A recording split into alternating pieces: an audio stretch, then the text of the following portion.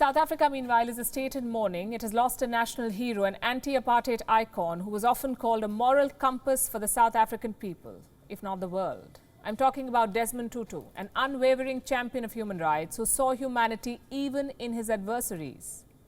This Sunday, the 90-year-old Nobel Laureate passed away. He leaves behind a legacy that transcends borders, a legacy that will echo for generations to come. The outpouring of tributes on his demise is proof. US President Joe Biden has called Desmond Tutu a true servant of God and the people. Former US President Barack Obama says he's lost a mentor and a friend. He has called Desmond Tutu a universal spirit who was grounded in the struggle for liberation of his country. The Queen of England says his demise will be felt by many in Great Britain who held Tutu in high affection and esteem. The Dalai Lama has written a personal letter to Desmond Tutu's daughter, calling her father a true humanitarian and a great man with a truly meaningful life. India's Prime Minister Narendra Modi has also offered condolences, calling Desmond Tutu a guiding light for countless people globally. Reactions are still pouring in. The world is mourning this loss. South Africa will observe a week of mourning, after which it plans to accord him a state funeral. It's a befitting tribute for this great man who fought for human dignity his entire life. Here's a small report on how much he achieved for the South African people and the world.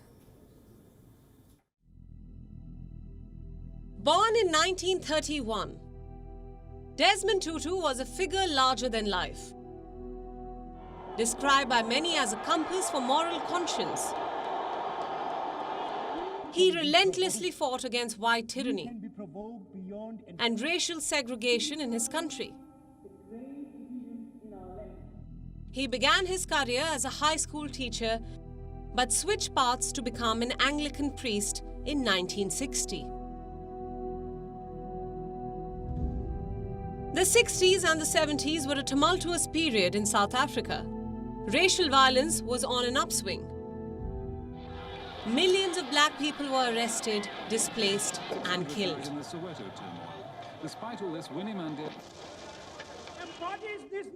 Desmond Tutu spent most of his time watching from afar, alternating between London and his birthplace as a priest.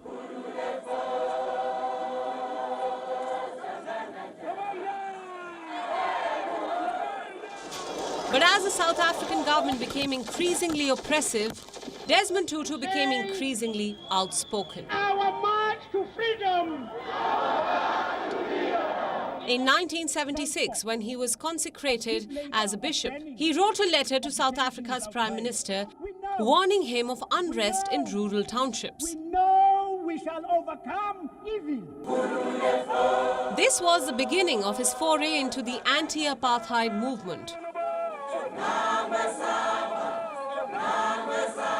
In 1978, he was named the General Secretary of the South African Council of Churches. This brought him global recognition as a leading opponent of apartheid. The Reconciliation Commission is now in session. He led the movement through his fiery speeches. In a sing-song voice, he told stories of human dignity. That we are entering a new phase. The equality of man and the inevitable defeat of injustice. This is the only hope we have.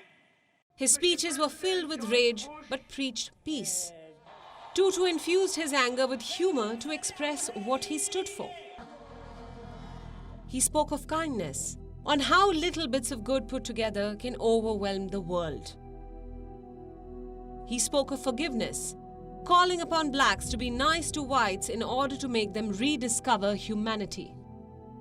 And he spoke about transformation, on how suffering can be transformed into meaningful change by reaching out and connecting with one another.